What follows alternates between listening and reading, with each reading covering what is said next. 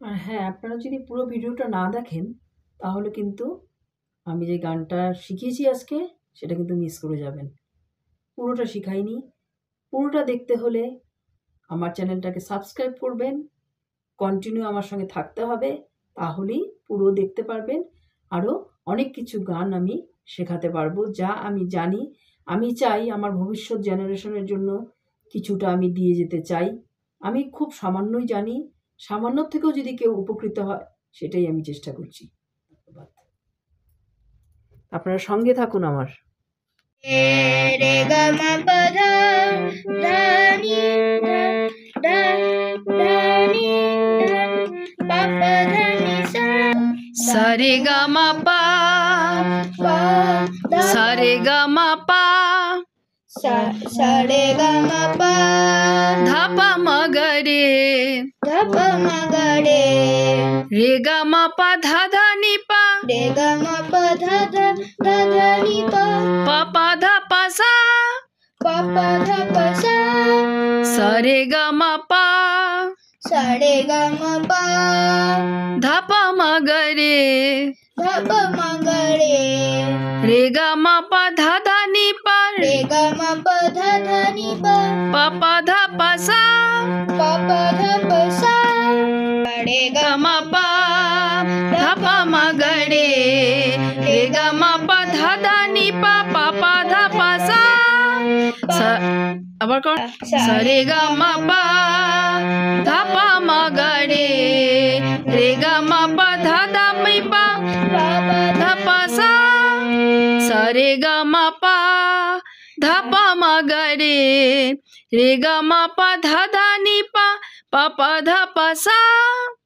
এইভাবে কর, যেভাবে বললাম এইভাবে কর আমার সঙ্গে সঙ্গে। সা রে গা মা পা ধা পা মা গা রে রে গা মা পা ধা নি পা ধা পা সা পা ধা পা সা সা রে গা গা মা পা ধা পা মা গা রে রে গা মা পা ধা ধা নি পা ধা পা সা। কোনো গান গাইবার আগে প্রথম স্বরগমটাকে, স্বরলিপির যে স্বরগমটা থাকে সেই স্বরগমটাকে এইভাবে প্র্যাকটিস করতে হয়। যখন আয়ত্তে পুরো চলে আসবে, সুরে তালে স্বরে সব কিছু, তখন গানের ওয়ার্ডগুলো বসিয়ে গানটা করলে পারফেক্ট গান হবে। সব গান এইভাবে করতে হয়। স্বরলিপিটাকে পড়তে হয়, স্বরলিপিটাকে মুখস্থ করতে হয়। কিভাবে? এইভাবে প্র্যাকটিক্যাল বাজিয়ে বাজিয়ে। Welcome back to my channel. আজকে আমি কিভাবে দিনটা কাটাচ্ছি, কি করছি, সব কিছু দেখাবো। প্রথমে আমার চ্যানেলটাকে সাবস্ক্রাইব করে নেবেন, লাইক করবেন, শেয়ার করবেন। আমি সকালে ঘুম থেকে উঠে আমার নিত্যকর্ম হয়ে গেছে, এখন রান্না করব। রান্না করার আগে আমি কিছু কাজ করেছি, যেমন এখন আমি গানের ক্লাস নিয়েছি। গান শেখানোর কিছু টেকটিক্স আমি বলেছি। আমার আরেকটা চ্যানেলও আমি আপলোড করব। রিনি চৌধুরী একটা চ্যানেল আছে আমার গানের, ওটাতে আপলোড করব। কিন্তু তার আগে আমি কিছু ক্লিপিংস এটাতেও দেব। যদি কারো আমার কাছ থেকে গান শেখার আগ্রহ থাকে বা কোনো কিছু টিপস আমার বলাতে কারো সুবিধে হয়, তাহলে আমার ওই চ্যানেলটাও দেখতে পারেন। আর আমি এটাতেও একটু একটু করে এখন ভাবছি দেব। তো আমার সঙ্গে থাকুন। আমি এখন রান্না করব। রান্নাটা কি করে করছি সেটাও একটু দেখাবো। সারাদিন কি করে কাটাবো সেটার মধ্যে রান্নাটাও তো ইনক্লুড, তো তাই রান্নাটাও আমি একটু দেখাবো। আমি এখন রান্না করছি একটা বিনস দিয়ে। আজকে আমাদের এখানে খুব ঠান্ডা, শিলংয়ে কিন্তু খুবই ঠান্ডা পড়ে গেছে, মারাত্মক ঠান্ডা। ঠান্ডায় খুবই কষ্ট হচ্ছে, রোদ নেই, তার মধ্যে প্রচণ্ড ঠান্ডা। তো হিটার ব্লোয়ার এসব ছাড়া থাকাই যাচ্ছে না। তখন রান্না করছি, কড়াইটা বসিয়ে দিয়েছি, সবজি কাটা হয়নি, প্লাস এরপরে এখন করছি রান্না। কিছু আছে, এগুলো রাতের জন্য করছি। তো রান্না করতে করতেই আমি বলছি কি রান্না করছি। এরকম করাই যায়। আমি বিনস, তারপর গাজর, একটু টমেটো, একটু আলু দিয়ে একটা সবজি রান্না করছি, আর রান্না করবো ডিম তরকারি। ডিম তরকারিটা নানান রকমভাবেই করি, আজকে ডিমটাকে বড়া করে যে অমলেট বানিয়ে আজকে এরকমই করব। আমার এক বৌদির কাছে আমি খেয়েছিলাম, খুবই স্বাদ লেগেছিলো, যদিও এটা আমি আমাদের বাড়িতে এখানে খুব পছন্দ করে না, দেখে করি না। আদা বাটা আর ধনে দিয়ে আমাদের এখানে জল এতটাই ঠান্ডা, মনে হচ্ছে যে বরফ ধরছি। বরফের যে ফ্রিজের যে হাত ঢোকালে যেরকম অবস্থা, আমাদের ন্যাচারালি এরকম ঠান্ডা জল, খুবই কষ্ট হয়। এই শিলংয়ের এই কাজটা হলো জলটার হয়ে সব থেকে কষ্টকর কাজ। গরম জল দিয়ে তো সব কাজ করা যায় না, অত গরম জল করবো, গরম হতেও রান্না হতেও অনেকটা সময় লাগে। তাই এখন তাড়াহুড়ো করে রান্না করছি, ঠান্ডার মধ্যে রান্না করতে ইচ্ছা করে না। আগে যে উনুনের যে ছিল, মাটির উনুন যখন ছিল তখন তো রান্নাঘরটা উনুনের জন্য কি হতো, রান্নাটা যখন ওরা করতো উনুনের একটা হিট থাকতো, নাংটি জ্বালিয়ে যে, এখন তো তা নাই, খুবই কষ্ট হয় রান্নাঘরে দাঁড়িয়ে। তার মধ্যে আমাদের রোদ পড়ে না বাড়িতে, আগে রোদ পড়তো এখন পড়ে না, তার সেটাও একটা মারাত্মক কষ্টের ব্যাপার।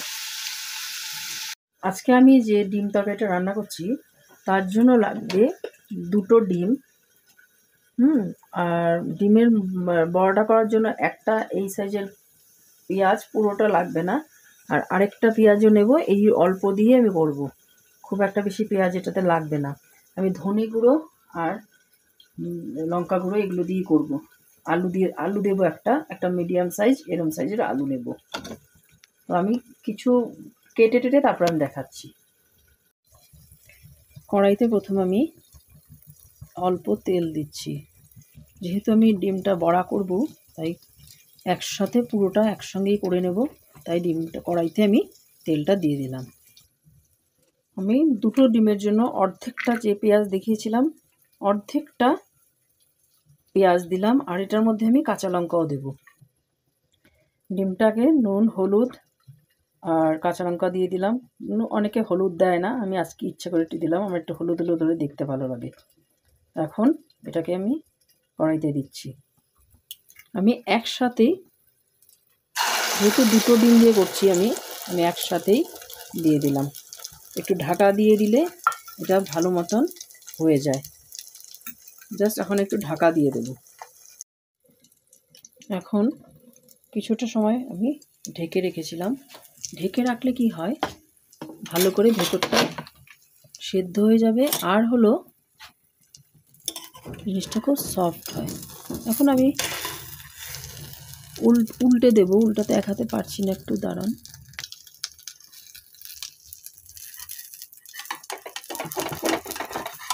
এখন জাস্ট উল্টে দিলে অন্য দিকটাও হয়ে যাবে। অন্য দিকটা হয়ে গেলে আমি এটাকে 4 ভাগ করে নেব। এখনও করে নিতে পারবো, ছোট ছোট ভাগ করলেই আমার হয়ে যাবে। জিনিসটা বেশ একটা ফোলা ফোলা ভাব থাকে, তাতে কি হয় জিনিসটা খেতে ভালো লাগে। ঢেকে দিলে পেঁয়াজটা যে দিয়েছি সুন্দরভাবে সেদ্ধ হবে। এখন আমি চলে এলাম একটা অন্য টপিকে। আমি যে গানটা শেখাচ্ছি, আমি গানের কিছু টিপস হিসাবে শেখাচ্ছি। আমি যে বলি ঘরে বসে, আমার চ্যানেলটাতে যে বলি যে ঘরে বসে গান, যারা গান শিখতে পারছেন না তারা যদি কমেন্ট এই চ্যানেলেও করেন তাহলে আমার সুবিধা হয়। মানে একটা গান শিখতে গেলে ছোট ছোট ছোট ছোট অনেকটা পার্ট থাকে। প্রথম সুরে গলাটা বসাতে হবে, স্বরগম ঠিক হচ্ছে কিনা, তাল ঠিক হচ্ছে কিনা, লয়, সুর, তারপর গিয়ে এক্সপ্রেশন, প্রোনাউন্সিয়েশন, প্রত্যেকটা জিনিসই ঠিক থাকতে হবে, তখনই না সুন্দর হবে। সবার গলা কিন্তু সুন্দর থাকে না, আমি খুব ভালো গায়িকা না সেটা আমি জানি, কিন্তু একজন কাউকে যখন আমি শেখাবো, গানটাকে বলে শ্রুতিমুখী বিদ্যা, কানে শুনে। আমার সামনে যদি একজন ভুল গায়, তার গলা দিয়ে যদি সুন্দরভাবে সুর বেরোয়, সুন্দরভাবে তাল বেরোয়, তার কিছু কারেকশন করে দিলে তারটা যদি আরও সুন্দর হয়, তখন একটা ভালো গান আমরা শুনতে পারবো। তার জন্য আমি কি করি, আমি অনেক সময়, আমাকে অনেকে হয়তো বা পছন্দ নাও করতে পারে, আমি কেউ গান করলে যদি আমার উচ্চারণ ভুল লাগে প্রোনাউন্সিয়েশনটা আমি ঠিক করে দিই। আমার একজন খুব ক্লোজ একজন আছে যার প্রোনাউন্সিয়েশন খুব ভুল হয়, তাকে আমি অনেকটা জায়গায় আনতে পেরেছি। আমি বলেছি ওকে যে ও হয়তো ভিডিওটা দেখলে বুঝতে পারবে কার কথা বলছি আমি, যে আমি অন্য কাউকে বলবো কি বলবো না জানি না, কিন্তু আমি তোমাকে আমি বলবো। কারণ একজন চলে এসেছিল তাই চলে যেতে লাগলো আমাকে দরজাটা খুলতে। তো আমি ওকে বলেছিলাম যে আমি তোমাকে কিন্তু বলবোই, কারণ তুমি সুরে গাইছো, তালে সব কিছু ঠিক আছে, কিন্তু তোমার যে এই উচ্চারণগুলোর জন্য গানটার সৌন্দর্যতাটা নষ্ট হচ্ছে। ও রাগ করলেও আমি ওকে বলি, তার জন্য কিন্তু অনেকটাও ঠিক করেছে নিজেকে। তো তাই আমি বলতে থাকি। তো আমি নেক্সট আমার দেখি তরকারিটা কতটা হলো। বড়াটা কিন্তু আমার হয়ে গেছে। এখন আমি উঠিয়ে এটার মধ্যে আলু দেব, দিয়ে আলুটা নাড়াচাড়া করে পেঁয়াজ, ধনে গুঁড়ো, জিরের গুঁড়োগুলো দিয়ে রান্না করে নেবো। এটা আর দেখাচ্ছি না, হয়ে গেলে দেখাবো আর পুরোটা।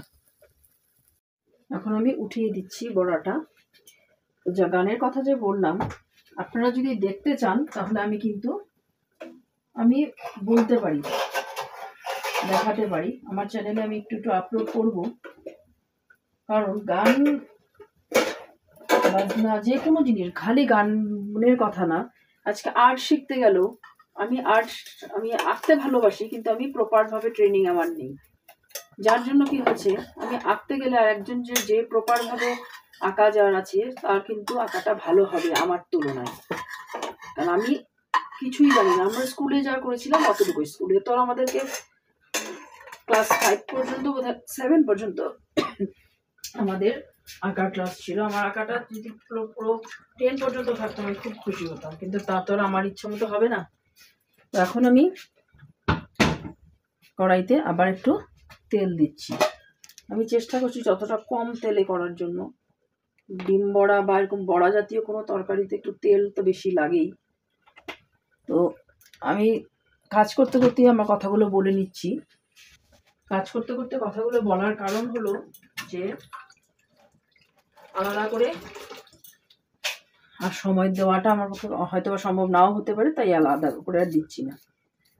তো আজকে আমি এটা আপলোড করব যে গানটা যদি কেউ আরও বাকিটা জানতে চান, শিখতে চান, আমি যেভাবে আমার স্টুডেন্টকে আমি শেখাই সেইভাবে শেখাচ্ছি। আমি কিন্তু বড়রাও যদি কেউ আমার কাছে শিখতে চায়, বেসিক ট্রেনিং বা অনেক কিছুই থাকে না গানের খুঁটিনাটি, আমি চেষ্টা করবো। আর আমার একটা কি হয়, আমি যখন কাউকে শেখাচ্ছি তখন আমার নিজের অনেক কিছু, অন্যের কোয়েশ্চেনের সঙ্গে আমার নিজের অনেক কিছু কারেকশন হয়।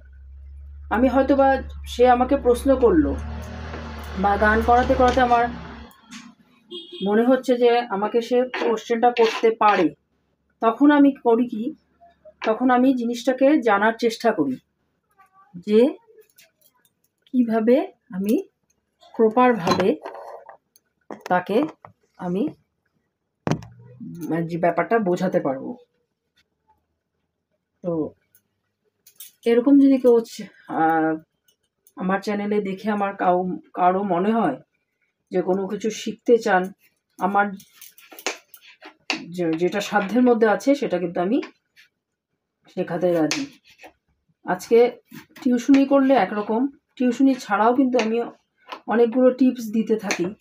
যতটা আমি শিখেছি, অনেক কিছু মানে প্র্যাকটিস না থাকায় অনেক কিছু ভুলে গেছিলাম, এখন আবার একটা একটা করে মনে পড়ছে। আর ব্যাপারটা হচ্ছে, একজন মানুষকে আজকে একভাবে শেখাচ্ছি, আরেকজনের কাছে হয়তো বা কোশ্চেনটা অন্যরকমও থাকতে পারে একই ব্যাপারে। তো একটা বিষয়ের তো অনেক রকম কোশ্চেন হতে পারে। তো নানান রকম কোশ্চেন হলে সুবিধাটা কি হবে, যে আমি বলতে পারবো যে নানান রকমভাবে যে কিভাবে কে বুঝতে পারছে, কিভাবে নানান রকম আমারও জানার সুযোগ হবে, আমারও বোঝানোর জন্য অনেকটা টপিক পাবো আমি। যে আজকে একটা কোশ্চেনকে এক একজন এক এক রকম ভাবে বোঝার চেষ্টা করতে পারে, জানতে চাইতে পারে। তো এই জন্যই আমি আমার এই চ্যানেলের মধ্যে আমি এখন আপলোড করবো। দুটো চ্যানেলেই আমার থাকবে, প্রপার ডিটেলসটা থাকবে আমার ওই চ্যানেলে, রিনি চৌধুরী, আর এই চ্যানেলেও আমি একটু একটু দিয়ে যাব, কারণ এটাতে দিলে পরে দুটোতে মিক্স আপ হয়ে যেতে পারে, তাই আমি প্রপারভাবেটা ওইটাতেই রাখছি। ওটাতে আমার একদম শুরু থেকে সব ভিডিও দেওয়া আছে, স্টেপ বাই স্টেপ আমি দিয়ে যাচ্ছি। আপলোড করার সময় পাই না, রেকর্ডিং করার সময় পাই না, তাই একটু ভিডিও হয়ে যায় ওইটাতে আমার দিতে চেষ্টা করি আমি, যাতে আমি দিয়ে দিতে পারি। তো আপনারা আমার সঙ্গে থাকুন, দেখতে থাকুন, আর যদি ভালো লাগে লাইক সাবস্ক্রাইব করবেন, তাহলে লিঙ্কটা পেয়ে যাবেন। আমি কীভাবে লিঙ্ক শেয়ার করে আমি এটা পারছি না করতে, আমি মোবাইল দিয়ে করি, কাজে মোবাইল দিয়ে হয় কিনা আমি জানি না। অনেকে যে দেখলাম যে চ্যানেলের লিঙ্কগুলো শেয়ার করে, লিঙ্ক মানে অন্য চ্যানেলও থাকলে আমি এটা করতে পারছি না, তাই আমি নামটা বলে দিলাম হিন্দি চৌধুরী। এটা আমাকে আমার কোনো লোগো নেই, একটা ব্লু কালারের মধ্যে আর চিহ্নই একটা আসে, তো লোগো ছাড়া আমাকে খুঁজে বের করতে হবে। আমার চ্যানেলের বেশি সাবস্ক্রাইবার নাই, আপনারা ওই চ্যানেলে যান, গিয়ে সাবস্ক্রাইব করুন। আর কিছু কোয়েশ্চেন থাকলে জানতে পারলে, আমি যদি কাউকে শিক্ষাটা কী হয়, শিক্ষাটা হয় যে গুরুমুখী বিদ্যা বা শিক্ষা যদি দান করা যায়, শিক্ষা নিজের বাড়ে, জ্ঞান বাড়ে। আমি সেটা নিজে উপলব্ধি করি, যখন আমি কাউকে কিছু শেখাই, যখন যে কোনো জিনিসই শেখাই, তখন নিজে একরকম বুঝলাম, আরেকজন আরেক রকম বুঝলো। অনেক সময় আমাদের অনেক টিচার আমাদেরকে বোঝাতো, আমরা বুঝতে পারতাম না, এবং ক্লাসে এখনও অনেকেরই হয়। টিচার আর স্টুডেন্টের মধ্যে বন্ডিংটা থাকতে হবে, যে ফ্রি থাকতে হবে, ভয় পেলে হবে না। আমি যে আমার স্টুডেন্টকে পড়াই, আমি ওকে বলি তুই কিন্তু আমাকে ভয় পেলে হবে না, তোর যদি কোনো কিছু বুঝিস নি তুই আমাকে জিজ্ঞেস করবি, জিজ্ঞেস না করলে কিন্তু আমি বুঝে যাবো তো তুই বুঝিস নি, কারণ আমি যখন যেটা চাইবো পড়া সেটা কিন্তু তুই দিতে পারবি না। যখন দিতে পারবি না আমি তখন বুঝতে পারবো যে তুই বুঝিস নি, তার জন্য তোর ভুলটা হচ্ছে। তো কেন তোর ভুল হচ্ছে সেটা আমাকে বের করতে হবে বা বুঝতে হবে। এইভাবে আলুটা আমি কেটেছি, তারপর পেঁয়াজ রসুন দেবো। পেঁয়াজ আর রসুন দেওয়ার পর আমি আবার ঢেকে দিচ্ছি।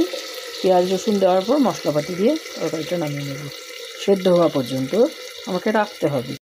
আলুটা ভেজে উঠিয়ে নিয়েছি, ওই তেলেই লেফট আউট যে তেলটা ছিল সেই তেলেই আমি পেঁয়াজটা ভেজে নেব। তারপর জিরে ধনে লঙ্কার গুঁড়ো দিয়ে যা মশলাটা কষিয়ে জাল উঠিয়ে তরকারিটা নামিয়ে নেব। এইভাবে আলুটা আমি কেটেছি, তারপর পেঁয়াজ রসুন দেব। পেঁয়াজ আর রসুন দেওয়ার পর আমি আবার ঢেকে দিচ্ছি। পেঁয়াজ রসুন দেওয়ার পর মশলাপাতি দিয়ে তরকারিটা নামিয়ে নেব, সেদ্ধ হওয়া পর্যন্ত আমাকে রাখতে হবে। আলুটা ভেজে উঠিয়ে নিয়েছি, ওই তেলেই লেফট আউট যে তেলটা ছিল সেই তেলেই আমি পেঁয়াজটা ভেজে নেব। তারপর জিরে ধনে লঙ্কার গুঁড়ো দিয়ে যা মশলাটা কষিয়ে জাল উঠিয়ে তরকারিটা নামিয়ে নেব। আমার পেঁয়াজটা ভাজা হয়ে গেছে, এখন আমি এটার মধ্যে ধনে আর লঙ্কার গুঁড়ো দিয়েছি, দিয়ে এটাকে কষিয়ে নেব। কষিয়ে নিয়ে ঝোলটা দিয়ে, মশলাটা যখন কষানো হয়ে যাবে ঝোলটা দিয়ে তারপর আমি করব কি, আমি ডিম আর আলুটা এটার মধ্যে ছেড়ে দেব। সিম্পলভাবে তরকারি। আমার মশলাটা কষানো হয়ে গেছে, এখন আমি ডিম আর আলুটা দিয়ে দিয়েছি। এখন আমি এটার মধ্যে একটু গরম জল দেব, গরম জল দিয়ে জাল তুললে আমার তরকারিটা হয়ে যাবে।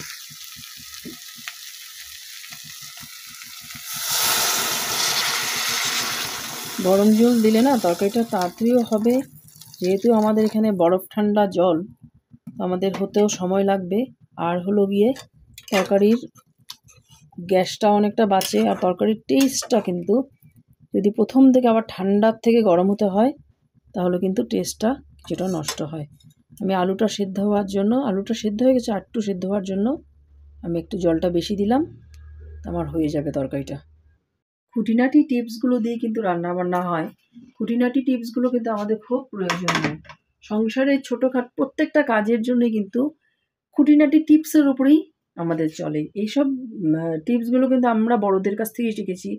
এখনও যে একটা জেনারেশনের সবাই আলাদা আলাদা থাকে, মা বাবা বা বিয়ের পরে শ্বশুর শাশুড়ি প্রত্যেকেই কিন্তু পদে পদে ঠেকতে হয় ছোটোখাটো রান্নাঘর করার জন্য।